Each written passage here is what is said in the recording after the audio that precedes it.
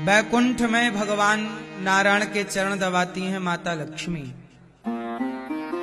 सदा पांव दबाती हैं मां भगवती लक्ष्मी जी। और लक्ष्मी जी पांव दबाते दबाते एक दिन मां भगवती लक्ष्मी जी ने भगवान से कहा, चलो हम संसार को देख कर आए, क्योंकि संसार भगवान ने ही बनाया है, तो संसार तो भगवान का ही हुआ, हम भगवान की संतान हुए। तो भगवान श्रीमन नारायण और माता लक्ष्मी जी ने कहा भगवान श्रीमन नारायण से कि चलो ये संसार जो आपने बनाया है एक चक्कर लगा कर आते हैं, देख कर आते हैं कि संसार में चल क्या रहा है। भगवान बोले चलो। तो भगवान श्रीमन नारायण लक्ष्मी जी के साथ संसार को देखने आए। जब यहां भगवान आए तो भगवान ने यहां सबको देखा। लक्ष्मी जी ने जब देखा तो लक्ष्मी मां की आंखों में आंसू थे। मां भगवती की आंखों में आंसू आ गए। भगवान के लक्ष्मी मां के नेत्रों का जल जब भगवान श्रीमन नारायण ने देखा तो भगवान नारायण ने पूछा लक्ष्मी जी से कि देवी आप रो रही हैं? आपने तो कहा था कि हम संसार को देखने चल रहे हैं, तो आपने तो देख लिया, हमने तो आपकी बात मान ली। आपने कहा था देखने चलो, हम देखने आ गए, पर आप रो रही हैं। आप हमें बताओ कि आप रो क्यों रही हैं? तब माता लक्ष्मी ने भगवान श्रीमन नारायण के चरणों में गिरते हुए चरणों को पकड़कर कहा कि हे प्रभु, मुझे संसार के बच्चों का दुख पीड़ा देखी नहीं जाती। पता नहीं आप कैसे इनके दुख देख लेते हैं। आपने देखा नहीं संसार में लोग कितने दुखी हैं, कितने परेशान हैं, चिंता से डूबे हुए हैं। इतना दुख संसार के लोगों को, ये इनकी क्षमता से ज्यादा है प्रभु, इतना दुख ना दीजिए। तब भगवान श्रीमन नारायण ने कहा लक्ष्मी जी से कि देवी आप यदि इनका दुख दूर करना चाहती हैं तो आप कर दीजिए। लक्ष्मी जी ने कहा कि मैं कैसे इनका दुख दूर कर सकती हूं, आप मेरा मार्गदर्शन करें। तब भगवान श्रीमन नारायण ने कहा लक्ष्मी जी से कि देवी जिस मंत्र का जाप आप करती हैं मेरे चरण दबाते हुए, आप मंत्र जपती हैं तो आप मेरे पास रहती हैं। ये लोग जितने दुखी हैं ना, आपने जिनको रोते हुए परेशान देखा है, कष्ट में देखा है, ये केवल इसलिए दुखी हैं क्योंकि ये लोग मेरी शरण में नहीं आते। यदि ये एक बार मेरी शरण में आ जाएं तो इनका उसी क्षण दुख दूर हो जाएगा। आप एक काम करें, यदि आप इनका दुख दूर करना चाहती हैं तो जो मंत्र आप जपती हैं ये मंत्र आप सब तक पहुंचाइए। आप ही इन भटके हुए प्राणियों को राह दिखाइए। तब माता लक्ष्मी जी ने सबसे पहले इस कलिकाल में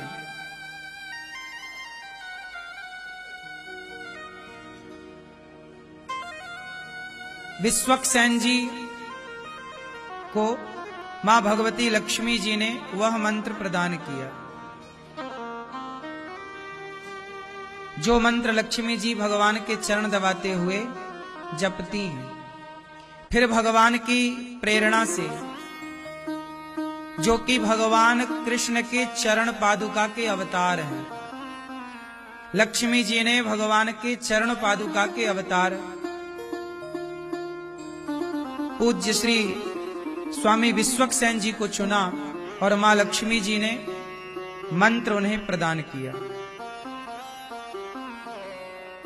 जब लक्ष्मी जी ने उन्हें मंत्र दिया तो उन्होंने कहा, मां अब आज्ञा करिए कि इस मंत्र का करना क्या है।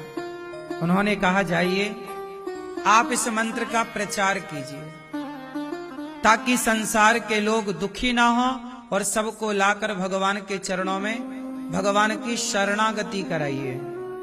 क्या कराइए? भगवान की शरणागति।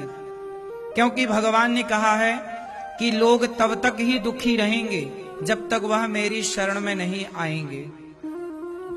फिर विश्वक्सेन जी के द्वारा फिर उन्होंने अपने शिष्य इसी परंपरा में नाथ मुनि और स्वामी श्री रामानुजाचार्य जी हुए।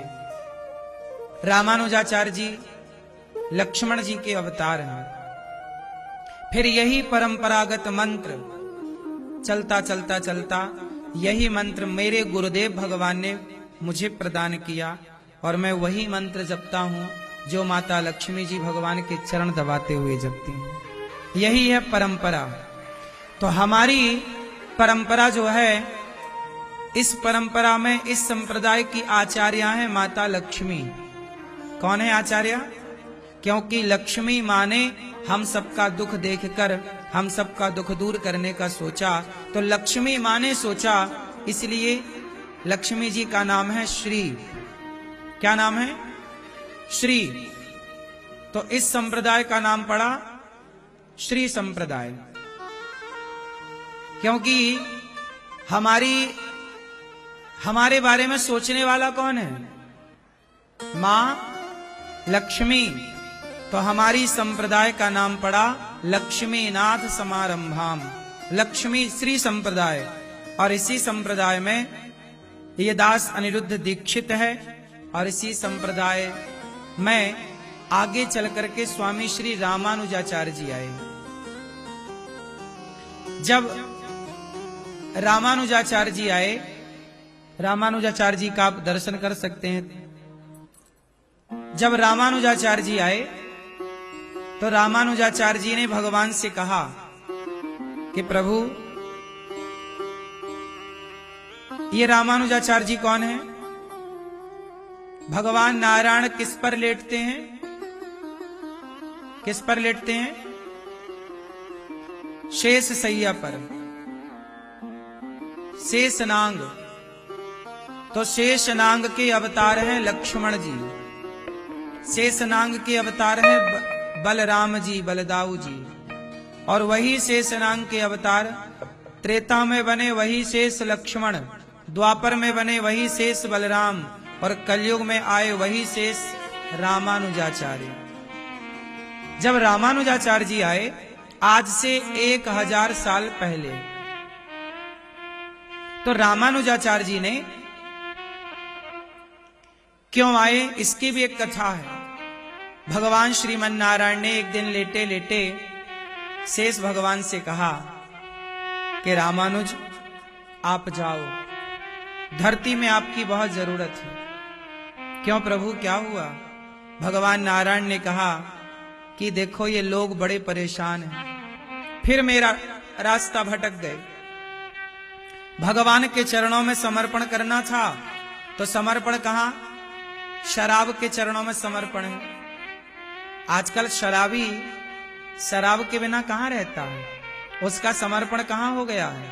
शराब में। गांजा पीने वाले का समर्पण कहां हो गया है? गांजा में। बेचारा गांजा के बिना रह नहीं पाता, इतनी आदतें हो गई कि वो गांजा के बिना नहीं रह पा रहा, तंबाकू के बिना नहीं रह पा रहा, गुटखा के बिना नहीं रह पा रहा। समर्पण हो गया ना गुटखे में, सिगरेट में, तंबाकू में। और समर्पण कहां हो गया? पराई स्त्रियों में, वैश्याओं में। संसार का आदमी उलझा कहां है? 99% लोग कहां उलझे हैं जरा बताओ? दुनिया के, मैं पूरी दुनिया की बात करूं तो पूरी दुनिया में 99% लोग उलझे हैं। समर्पण उनका हुआ कहां? आज भारत नहीं, पूरी दुनिया में, पूरी दुनिया का औसत यदि निकाला जाए तो 99% लोग शराब पीते हैं। 99% लोगों का समर्पण शराब में है, नशे में है, पराई स्त्रियों में है। और उनका समर्पण क्या है? मांसाहार में, मांस खाना, जीवों की हत्या करना। जब भगवान नारायण देखते हैं कि लोग अपने स्वाद के लिए गाय काट रहे हैं, बकरे का खून बहा रहे हैं, मुर्गी को काट रहे हैं, जीव जंतुओं को मारे डाल रहे हैं, तब भगवान तड़प जाते हैं कि मेरी बनाई सृष्टि, मेरे बनाए लोग ये कहां भटक गए, इनका समर्पण कहां हो गया। आज समर्पण लोगों का विषयों में हो गया, विकार गलत चीजों में समर्पण हो गया। तब भगवान ने श्री रामानुजाचार्य जी से कहा, शेष भगवान से, जाओ इनका समर्पण, जिनका शराब में है, नशे में है, पराई स्त्री में है, मांसाहार में, इनका समर्पण मेरे चरणों में कराओ, अर्थात भगवान के चरणों में कराओ। रामानुजाचार्य जी बोले कि प्रभु मैं अवतार, मैं जा रहा हूं, लेकिन एक शर्त है। क्या? देखो, भगवान को आप लोगों की कितनी चिंता है, भगवान को आप लोगों की कितनी चिंता है। और भगवान ही नहीं, हम सबके पूज्य गुरु देव भगवान श्री रामानुजाचार्य जी, हमारी गुरु मुख्य तो माता लक्ष्मी है, फिर रामानुजाचार्य जी। श्री संप्रदाय का नाम बाद में रामानुजाचार्य संप्रदाय पड़ा, इसे श्री संप्रदाय कहो या रामानुजाचार्य, बात एक ही। तो श्री रामानुजाचार्य जी ने भगवान से एक वचन लिया कि मैं जाऊंगा, आपके भक्त जो भटक गए हैं उन्हें मैं आपके चरणों में समर्पण शरणागति कराऊंगा, लेकिन एक वचन दो मुझे। तब भगवान नारायण से एक वचन लिया श्री रामानुजाचार्य जी ने। श्री रामानुजाचार्य जी ने कहा कि प्रभु, जो एक बार आपके चरणों में समर्पण कर लेगा, जो एक बार आपके चरणों में समर्पण कर लेगा, चाहे वो कितना भी बड़ा पापी हो, कितना भी बड़ा पतित हो, भटका हुआ हो, नीच हो, एक बार जो आपके चरणों में समर्पण कर लेगा, एक बार जो रामानुज दास हो जाएगा, रामानुज दासी हो जाएगी, श्री हरि के चरणों में एक बार जो समर्पण कर लेगा, यदि समर्पण करने के बाद, जैसे मैंने समर्पण किया भगवान के चरणों में, और समर्पण करने के बाद यदि मैं भटक गया मीन्स गलत रास्ते पर चला गया, शराब मांस गलत आदतें आ गई, क्योंकि समर्पण हो चुका है भगवान के चरणों में, फिर भी रास्ता भटक गए, तब भगवान से रामानुजाचार्य जी ने यही प्रॉमिस किया कि प्रभु, एक बार यदि कोई भक्त आपके चरणों में समर्पण कर देगा तो उसके समर्पण की सदा रक्षा आप करेंगे, कभी उसका मन किसी और विषयों में ना लगे, इसकी जिम्मेदारी आप लेंगे, और जो एक बार आपके चरणों में समर्पण कर देगा उसको कभी नरक नहीं जाना पड़ेगा, ये मुझे वचन दो, उसका कभी पतन नहीं होगा। तब भगवान नारायण ने ये वचन दिया श्री रामानुजाचार्य जी को कि जो एक बार रामानुज दासी और दास हो जाएगा, एक बार भगवान के चरणों में समर्पण कर लेगा, उसका कभी पतन नहीं होगा। तो हम ये दास अनिरुद्ध, हम रामानुज दास हैं। हम कौन से दास हैं? रामानुज। रामानुज का अर्थ होता है राम के अनुज। राम के अनुज कौन? राम मतलब बलराम, बलराम के अनुज मतलब छोटा भाई, तो बलराम के अनुज कौन? रामानुज मतलब भगवान कृष्ण। भागवत जी में कई जगह रामानुज शब्द आया है, श्लोक आया है। भगवान श्री कृष्ण को गोपियां रामानुज कह के पुकारती हैं। क्या कह के पुकारती हैं? रामानुज। राम मतलब बलराम के छोटे भाई कौन है? कृष्ण। तो रामानुज मतलब रामानुजाचार्य जी भी लक्ष्मण जी के अवतार जो हैं, और रामानुज मतलब भगवान श्री कृष्ण। चतुर्व्यूह हैं ये, इन चारों में अंतर नहीं मानना चाहिए, पता है आपको? जैसे राम, बोलो राम, लक्ष्मण, भरत, शत्रुघ्न, जैसे त्रेता में 4 है ना, ऐसे द्वापर में भी 4 हैं। पता है आपको? ये जब जब जाते हैं चारों जाते हैं, और ये चारों कौन हैं?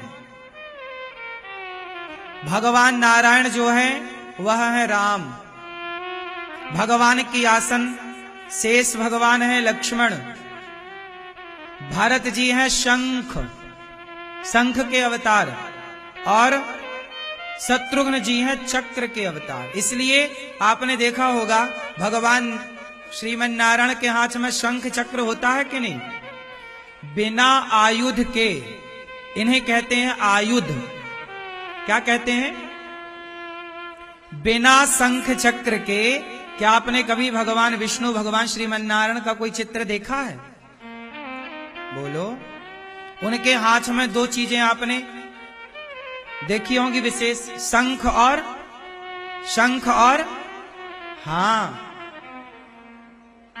ये चार हैं। राम मतलब श्रीमन नारायण। बोलो, राम मतलब भगवान श्रीमन नारायण क्या बने?